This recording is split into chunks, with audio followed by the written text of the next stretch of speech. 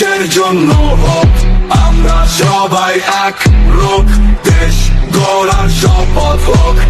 শহীদ জিয়ার আদর্শ বুকে, আপোষের নেত্রী ডাকে, তারেক রহমানের নেতৃত্বে ভোট দিব ধানের শীষে।